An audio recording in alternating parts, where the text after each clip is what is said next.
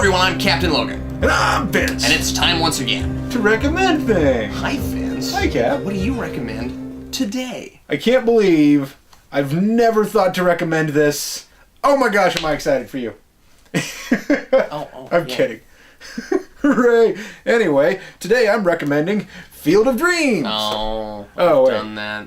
No, it's a card that came with this Blu-ray, so that's for you. Enjoy. Oh, hey, thanks, man. Where did that... That's weird. I know, it was packaged in the back of this thing, and I thought, hey, I'll pick it up. Anyway, today I'm recommending The Blues Brothers. That's right. Wow, did you know that Kevin Costner turned 100?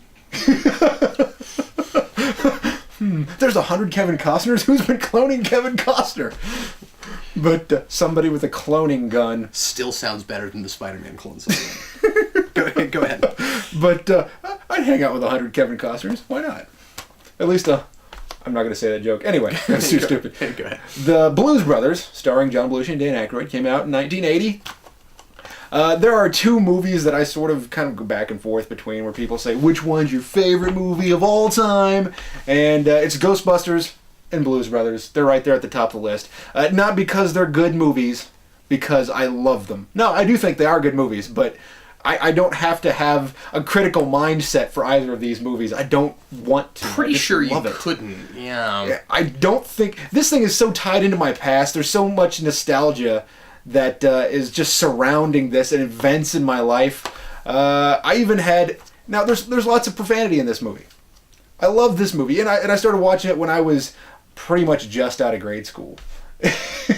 And I don't think it ever occurred to my parents what was actually in the Blues Brothers, even though it's, it predates my birth. But how many movies did we have that with our parents, right? Yeah, they're like, well, how bad could it be? I don't know why my dad sounds like Jimmy Stewart. But, so the Blues Brothers, it's, for those of you who don't know, for those of you young enough to not know, the Blues Brothers, it's two guys who grew up orphans in the same orphanage underneath the watch of what they called the Penguins, so a nun. And they're trying to get money so that this orphanage doesn't close down.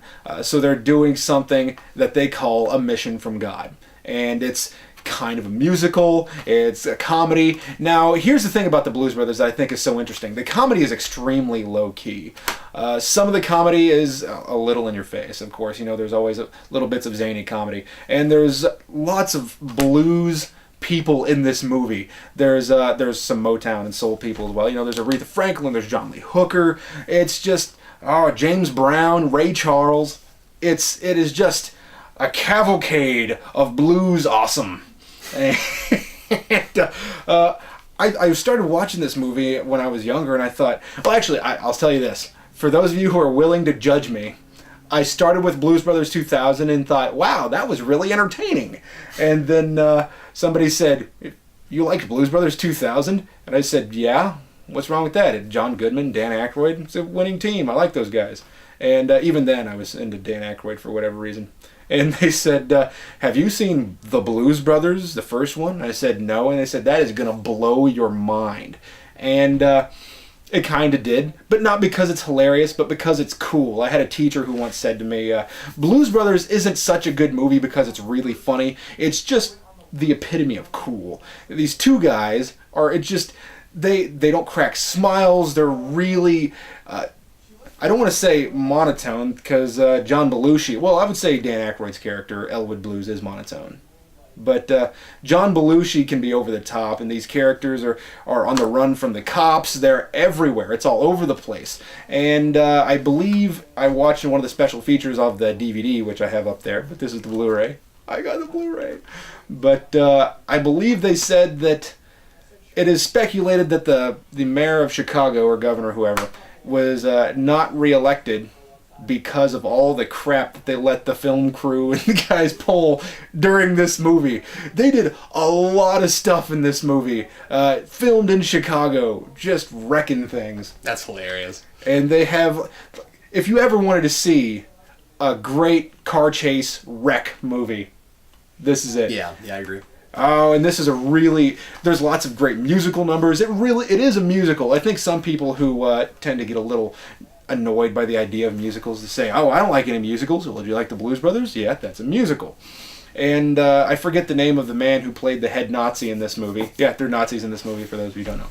But I think the man who played the head Nazi in this movie said, for those of you who don't think that Blues Brothers is a musical, I would just like to say that those cars are dancing.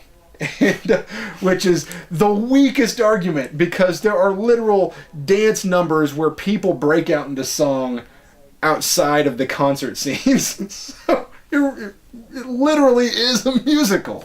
So I highly recommend the Blues Brothers. It's one of my favorites. I recommend it just because it'll be fun to watch. It's an experience, and it doesn't have to be something that's...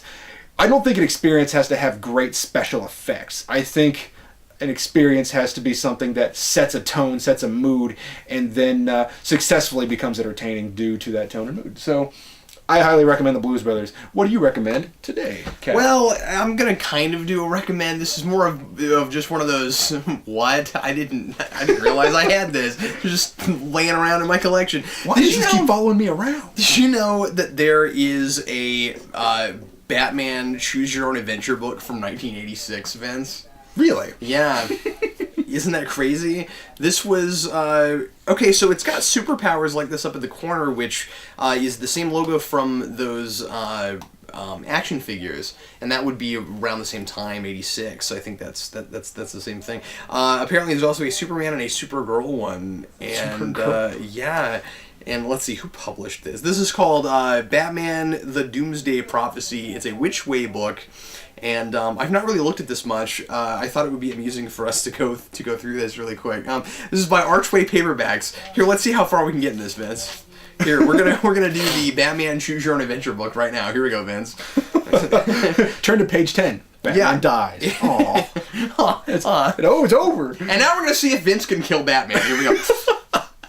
What? Cries Batman, nearly crashing the Batmobile. That's page 1. That's very... He has been... We waste no time. He has been speeding toward the dark streets of Gotham on his way to police headquarters when the familiar bat signal suddenly changed into a grinning skull. Look, he turned into Skeletor. It's a grinning skull. Batman versus Skeletor. Someone has tampered with the searchlight, thinks Batman, but why turn the bat silhouette into a death's head? Capital letters, death's head! It must be a warning or a trap. Batman's next move could be critical. A wrong decision might mean his doom. Okay, Vince, you get to pick. If Batman drives straight to police headquarters, turn to page 17. If he radios Commissioner Gordon from the Batmobile, turn to page 26. If he plays it safe and uses a public phone, turn to page 3. Oh my god. That's hilarious. And I love option 4. For more information on the bat signal, turn to page 119. Oh, we're totally going public phone. Public phone, okay. I want to see if he gets cancer from the public phone. What? Suspecting a wiretap on his phone, Batman slams on the brakes and rushes to the nearest payphone. Who's gonna tap the Batmobile? He muses, dialing the phone. This street's unusually deserted. Suddenly, he hears the Batmobile taking off. With a loud twang, the phone booth door locks shut. There's a hissing sound, and the booth begins to fill with white smoke. Cancer smoke! Look, Vince. He's getting cancer. Look, Vince, it's filling with white smoke. I'm telling you. It's white by default, because the book is in black and white. If you smoke, you'll get cancer. Poison gas, gasps Batman. Only enough air left for one stunt. If Batman kicks out the glass door, turn to page 24. If he pulls himself above the rising gas, turn to page 16.